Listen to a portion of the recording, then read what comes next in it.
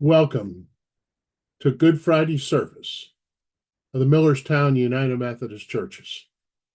I'm Reverend Fred Rudy, be leading you in worship on this most solemn of days on the Christian calendar. For God is light, in whom there is no darkness at all. Jesus Christ is the light of the world. And this is the judgment that the light has come into the world, but we love darkness rather than light. And Jesus went forth with his disciples across the Kindred Valley, where there was a garden which he and his disciples entered. Now Judas, who betrayed him, also knew the place, for Jesus has often met there with his disciples. So Judas, procuring a band of soldiers and some officers from the chief priests and the Pharisees, went there with lanterns and torches and weapons. Then Jesus, knowing all that was to befall him, came forward and said to them, "Whom do you seek?" They answered, "Jesus of Nazareth." Jesus said to them, "I am he."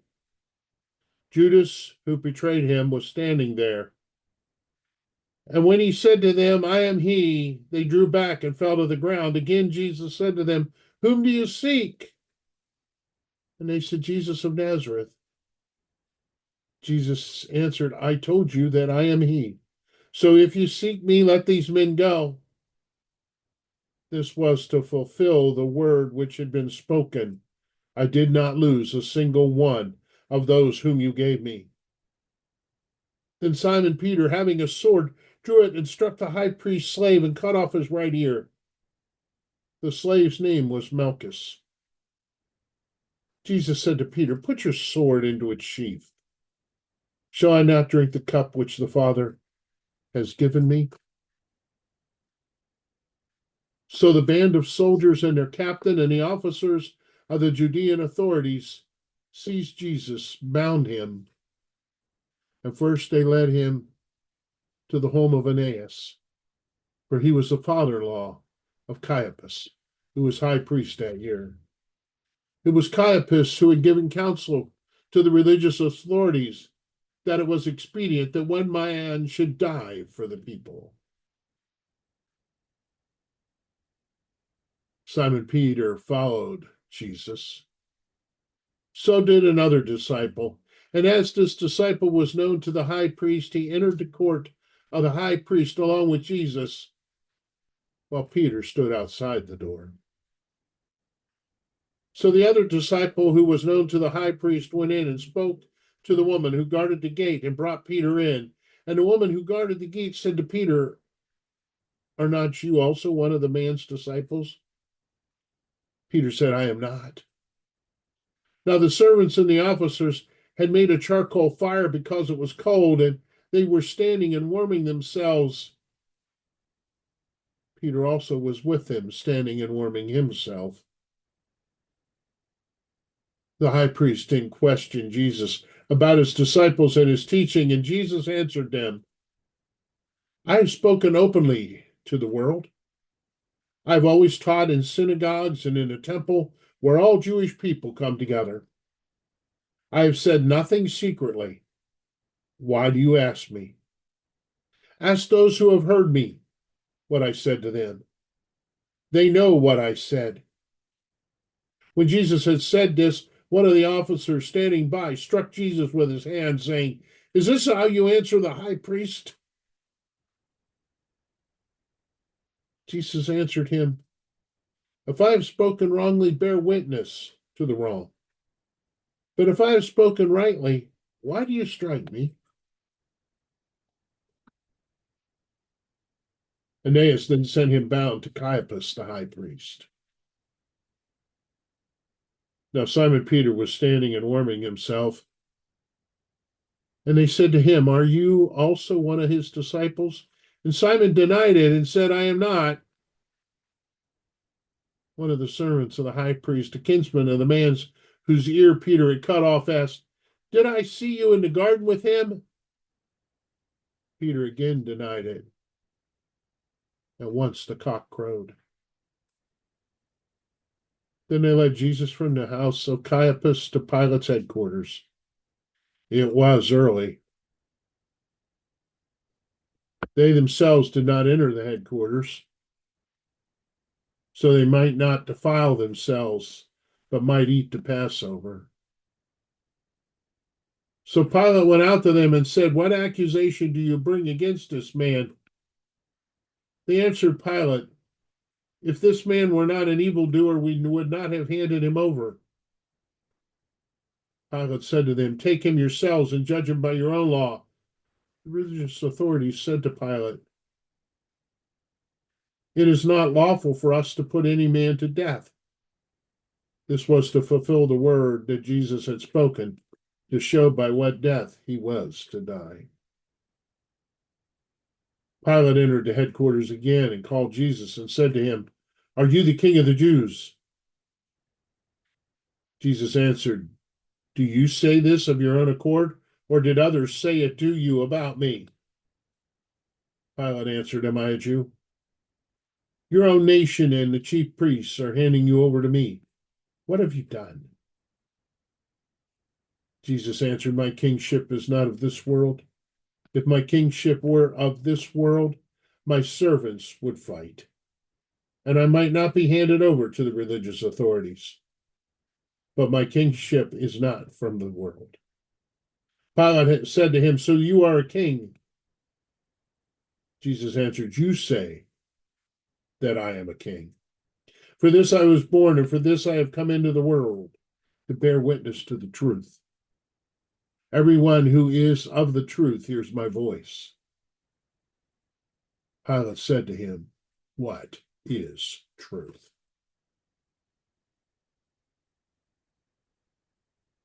After Pilate had said this, he went to the religious authorities again and told them, "I find no crime in him.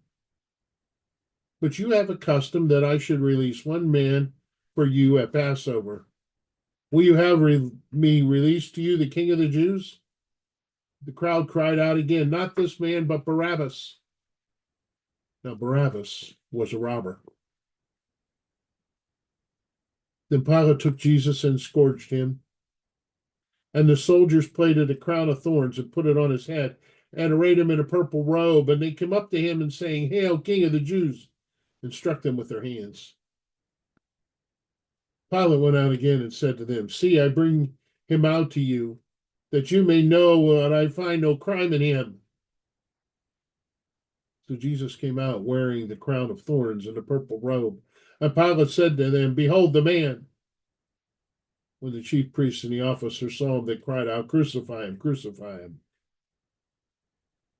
Pilate said to them, "Take him yourselves and crucify him, for I find no crime in him." The religious authorities answered Pilate, "We have a law, and by that law he ought to die, because he has made himself the Son of God." When Pilate heard these words, he was the more afraid. He entered the headquarters again and said to Jesus, "Where are you from?" But Jesus gave no answer. Pilate therefore said to him, "You will not speak to me? Do you not know that I had the power to release you and power to crucify you?" Jesus answered him, "You have no power over me unless it had been given you from above. Therefore, he who delivered me to you has the greater sin." Upon this, Pilate sought to release Jesus, but the religious authorities cried out, "If you release this man, you are not Caesar's friend. Everyone who makes himself a king sets himself against Caesar." When Pilate heard these words, he brought Jesus out and sat down on the judgment seat at a place called the Pavement, or in Hebrew, Gabbatha. Now it was the day of the preparation of the Passover, and it was the 6th hour. Pilate said to the religious authorities, "Behold your king." They cried out, away with him, crucify him."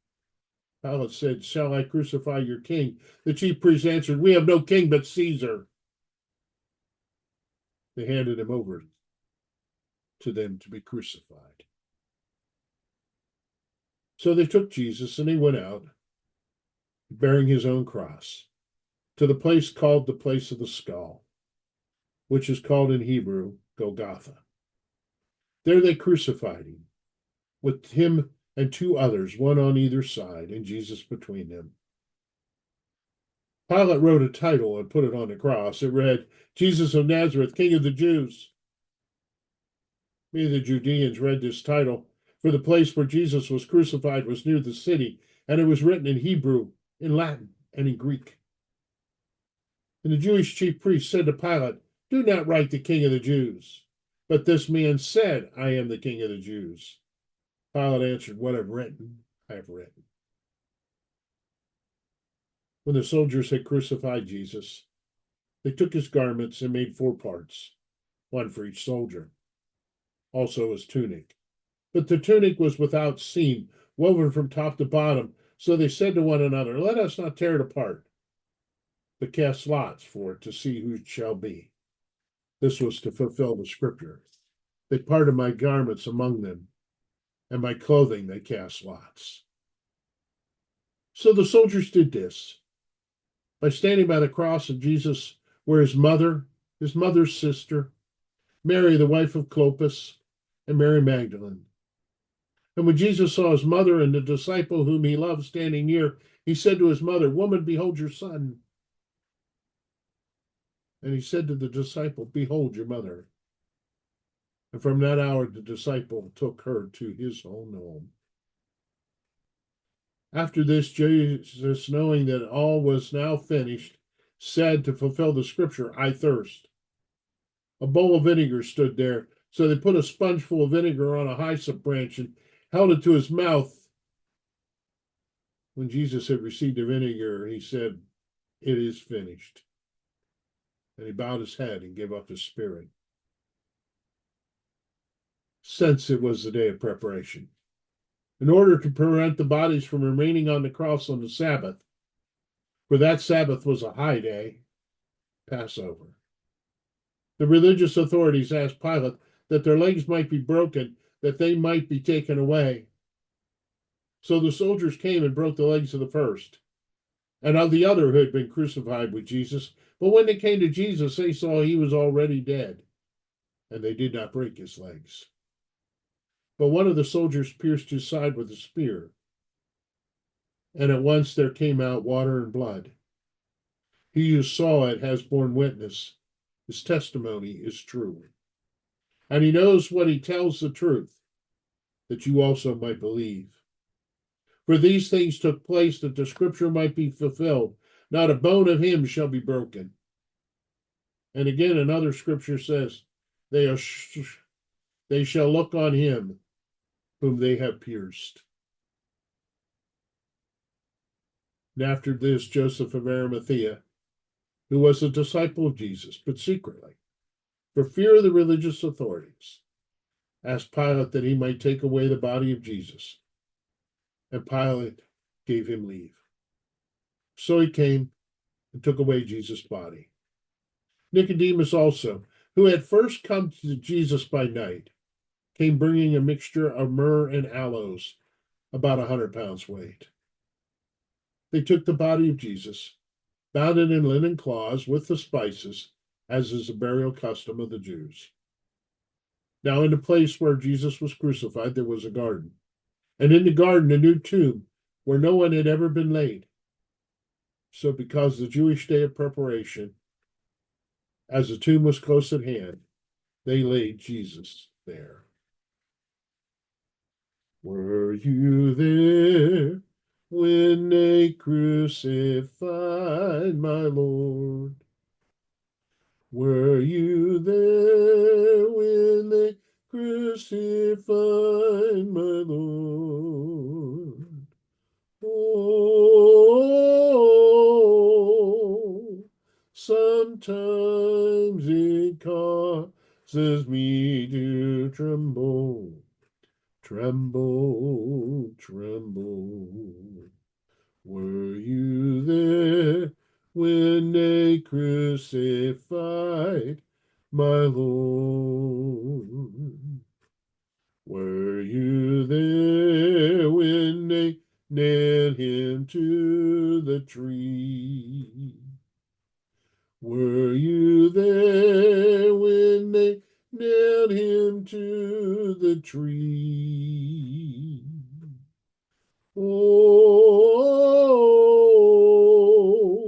sometimes it causes me to tremble, tremble, tremble.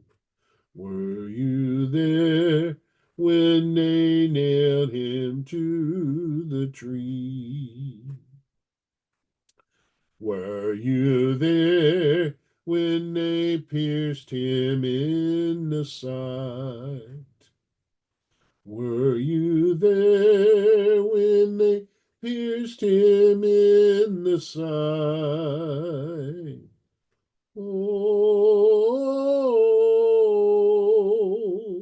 sometimes it causes me to tremble, tremble, tremble. Were you there when they pierced him in the side? Were you there when the sun refused to shine? Were you there when the sun refused to shine? Oh,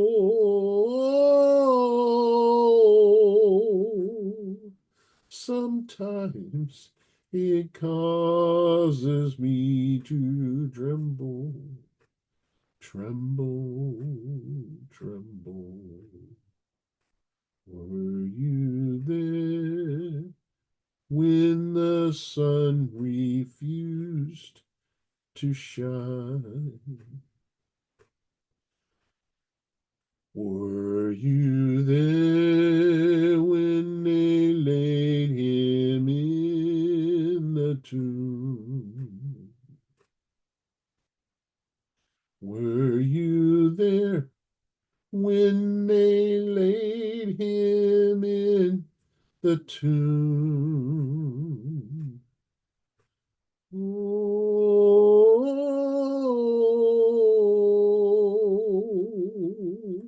sometimes it causes me to tremble, tremble, tremble. Were you there when they laid him in the tomb?